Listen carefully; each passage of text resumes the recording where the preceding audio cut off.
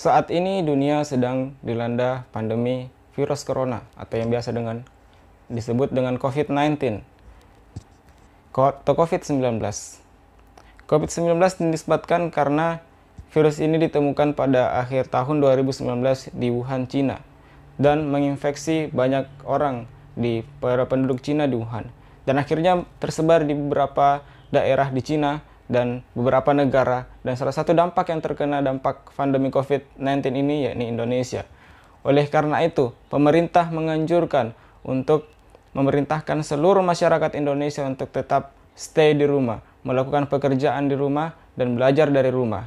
Nah, cara ini dilakukan agar memutuskan mata rantai penyebaran COVID-19 yang begitu tersebar cepat dari manusia ke manusia yang lainnya. Saat ini sudah ada ribuan orang yang terkonfirmasi positif corona. Nah, oleh karena itu kita dianjurkan untuk stay di rumah saja, melakukan social distancing dan tidak menghadiri kerumunan dan melakukan physical distancing. Tapi cenderung masyarakat Indonesia cenderung tidak mengetahui kegiatan apa yang bisa dilakukan di rumah dan kegiatan apa yang bisa membuat kita produktif di rumah. Saya Muhammad Aswar ingin menyampaikan beberapa kegiatan yang bisa kita lakukan agar kegiatan kita di rumah bisa bermanfaat dan bisa lebih produktif lagi. Sebelum kita lanjut ke video pembahasan mengenai kegiatan apa yang bisa kita lakukan di rumah untuk kita bisa lebih produktif, jangan lupa untuk subscribe, like, and share agar saya bisa bersemangat lagi untuk memberikan teman-teman informasi yang bermanfaat, kegiatan yang bermanfaat, sharing, dan informasi terkait dengan dakwah. Saya tunggu ya. 1, 2, 3. Terima kasih teman-teman sekalian yang sudah subscribe. Semoga ini bisa bermanfaat buat teman-teman semua. Ya, ada beberapa kegiatan produktif yang bisa kita lakukan di rumah. Yang pertama yaitu dengan kita bisa menemukan hal-hal baru terkait dengan hobi kita. Misalnya kita hobi memasak. Dengan kejadian pandemi COVID-19 ini memaksakan kita untuk stay di rumah, dan kita tidak dianjurkan untuk menghadiri kerumunan, untuk melakukan, maka kita melakukan yang namanya dengan social distancing untuk tidak menghadiri kerumunan misalnya di pasar. Di rumah kita mempunyai bahan pokok yang sedikit dan minim. Nah, disinilah tantangan kita yang bisa kita buat. Dengan bahan makanan yang sedikit itu, bahan masakan yang sedikit itu, apakah kita bisa membuat apa di situ? Nah, disitulah tantangan kita. Misalnya kita cuma punya telur, cuma punya mie, dan beberapa sayur-sayuran. Nah, kita mau masak apa di situ? Nah, itu akan kita bisa menemukan hal atau ide-ide baru dengan keterbatasan yang kita alami saat ini.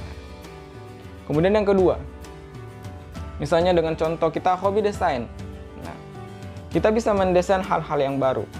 Dengan kemampuan kita bisa memotivasi seluruh masyarakat Indonesia terkait dengan desain kita.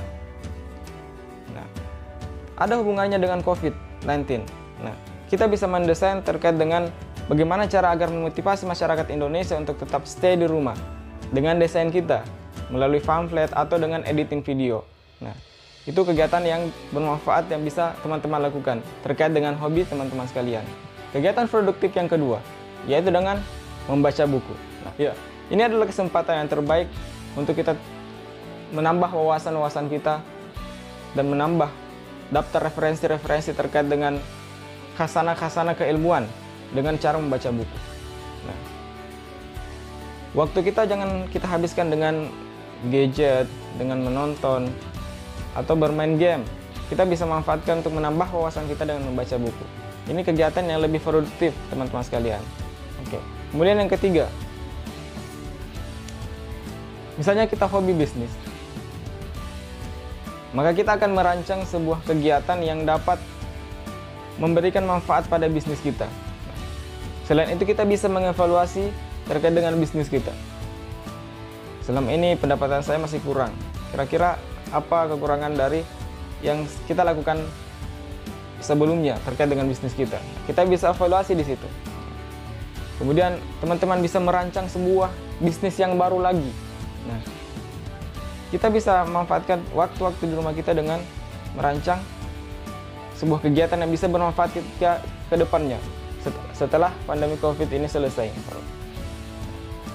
Contohnya sebelumnya kita bisa berbicara tentang bisnis. Nah, kita rancang bisnis bagaimana agar bisnis kita bisa lebih sukses lagi, bisa lebih maju lagi. Kita evaluasi bisnis kita, kenapa bisnis kita bisa kurang, bisa menurun.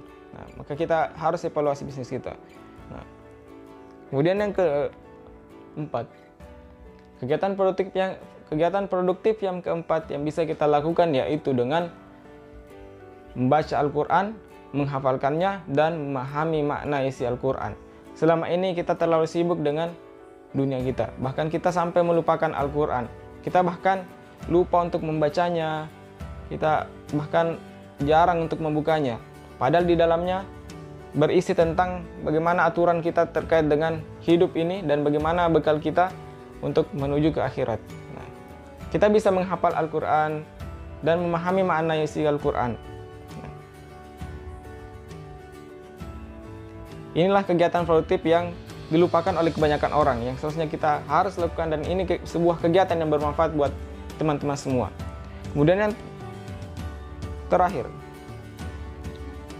selain kita bisa membaca buku, kita juga bisa mengembangkan skill kita, mengembangkan kemampuan kita di rumah. Caranya dengan mengikuti pelatihan online misalnya. Saat ini banyak instansi yang memberikan kegiatan pelatihan online gratis. Nah, bahkan memberikan kuota gratis untuk mengakses pelatihan online tersebut. Nah, kita bisa menambah skill kita, kita bisa menambah wawasan kita untuk menambah skill kita dan mengembangkan skill kita dengan melalui pelatihan online ini. Itulah beberapa kegiatan yang bermanfaat buat teman-teman sekalian selama masa pandemi COVID-19 ini, yang dimana kita dianjurkan untuk stay di rumah dan melakukan social distancing dan tidak menghadiri kerumunan. Terima kasih, semoga wabah COVID-19 ini segera berlalu sehingga kita bisa beraktivitas seperti biasanya. Ya. Mohon maaf jika terdapat banyak kesalahan dalam video ini. Mohon untuk koreksinya terkait dengan video ini dan masukan serta saran dari teman-teman sekalian. Terima kasih. Assalamualaikum warahmatullahi wabarakatuh. Sampai jumpa.